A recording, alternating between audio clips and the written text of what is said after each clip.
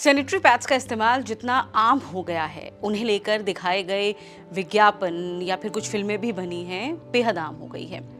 लेकिन एक ऐसा प्रोडक्ट जो महिलाओं की जिंदगी का एक बड़ा हिस्सा बन चुका है, उनके लिए जानलेवा भी साबित हो रहा है। नमस्कार, मैं हूं आपके साथ रीमा गौतम। आज तक डिजिटल पर आज जो बात हम आपको बताने जा रहे हैं, वो आपके लिए जाना बहुत जरूरी है। सिर्फ महिला होने के नाते ही नहीं, भले ही आप एक पुरुष हैं, अपने घर की महिलाओं के लिए, अपने दोस्तों के लिए भी ये जानना बहुत जरूरी है। एक रिसर्च जो रिजल्ट सामने लाई है, वो डराने वाले हैं। जी हाँ, दिल्ली स्थित टॉक्सिक्स लिंक नाम की एक एनजीओ है जिसने एक रिसर्च की है। वो हैरान और परेशान करने वाली है। हालांकि रिसर्चेस पहले भी हुई हैं, लेकिन ये सबसे ताज़ा रिसर्च है जो भारत में, खासतौर से भारत के लिए की गई है। ये study international pollutant elimination network के टेस्ट का एक हिस्सा है। इसमें भारत में सैनिटरी नैपकिन्स बनाने वाले 10 ब्रांड्स के प्रोडक्ट्स को टेस्ट किया गया। इस स्टडी के दौरान शोधकर्ताओं को सभी सैंपल्स में थैलेट और वोलेटाइल ऑर्गेनिक कंपाउंड यानी VOCs के तत्व मिले हैं। चिंता की बात है कि ये दोनों ही दूषित पदार्थ कैंसर सेल्स बनाने में सक्षम होते हैं। मेंस्ट्रुअल वेस्ट 2022 में प्रकाशित ये रिपोर्ट ये बता रही है कि मार्केटिंग के नाम पर जो भी बेचा जा रहा है, उस पर आंखें बंद करके विश्वास मत कीजिए। ये केमिकल्स कैसे नुकसान पहुंचाते हैं, चलिए आपको बताते हैं। सबसे पहले बात थैलेट्स की। थैलेट्स एक केमिकल्स जो इन सैनिटरी पैड्स में पाया गया है। थैलेट एस्टर थैलिक अम्ल के एस्टर हैं। मुख्य रूप से प्लास्टिसाइजेज हैं। वे पदार्थ जिन्हें प्लास्टिक में लचीलापन, पारदर्शिता, टिकाऊपन बढ़ाने के लिए, उनकी जो दीर्घायु है, जो लॉन्गेविटी है, उसे बढ़ाने के लिए या फिर लंबी शेल्फ लाइफ के लिए इस्तेमाल किया जाता है। इन्हें मुख्य रूप से पॉलीविनाइल क्लोराइड यानी कि PVC को नरम करने के लिए इस्तेमाल किया जाता है। अब जरा सोचिए कि इनका इस्तेमाल हो रहा है सैनिटरी पैड्स में। अब जब ये आपकी त्वचा के सीधे संपर्क में आता है तो कैंसर, डायबिटीज, दिल के रोगों का कारण भी बनता है। प्रजनन क्षमता पर भी ये बुरा असर डालता है। अब बात करें VOCs की, यानी वोलेटाइल ऑर्गेनिक कंपाउंड्स की, जो इन सैंपल्स में पाए गए हैं। ये मानसिक क्षमता तक को प्रभावित कर सकते हैं।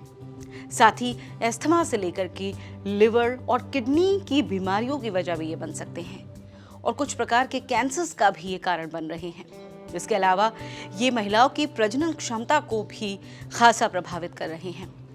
इस रिसर्च में ये भी बताया गया है कि दरअसल महिला के शरीर के अन्य अंगों की त्वचा के मुकाबले उसके निजी अंगों यानी वजाइना की त्वचा पर इन गंभीर केमिकल्स का असर बहुत ज्यादा और बहुत खतरनाक हो सकता है। एक रिपोर्ट के अनुसार भारत में 15 से 24 साल की लगभग 64.4% महिलाएं सैनिटरी नैपकिन का इस्तेमाल आज की डेट में कर रही हैं।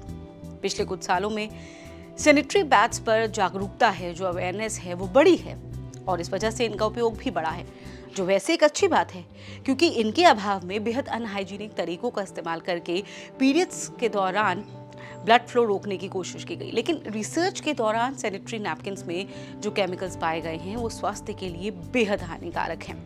यानी अगर सैनिटरी पैड्स खरीद रहे हैं, बुराई इसमें नहीं है। आप कौन सा खरीद रहे हैं, खुद आपको रिसर्च करनी पड़ेगी, पूरी पड़ताल करनी पड़ेगी।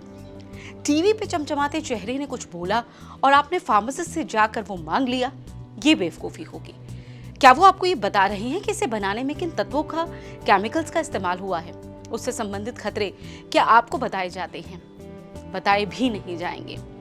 हमने इस पर बात की दिल्ली स्थित एनजीओ सच्ची सहेली की फाउंडर और वरिष्ठ गायनेकोलॉजिस्ट डॉक्टर सुरभि सिंह से, जो पूरे देश में लंबे वक्त से मेंस्ट्रुअल हाइजीन को लेकर बड़ी मुहिम चला रही हैं।